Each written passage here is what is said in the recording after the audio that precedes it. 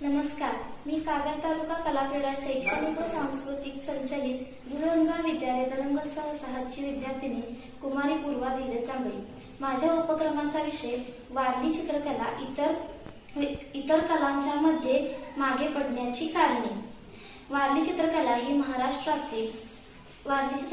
महाराष्ट्रातील आदिवासी समाजाच्या विशेषतः वारली जमातीची एक प्राचीन लोककला आहे। ही चित्रे प्रामुख्याने लाल गेरुने सारवलेल्या घरांच्या भिंतीवर तांदळाच्या पिठाच्या पांढऱ्या रंगापासून काढली जातात।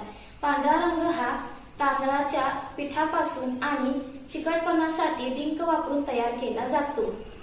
वारली चित्रकला ही आदिवासी लोकांच्या जीवनशैली व परंपरा दर्शवते।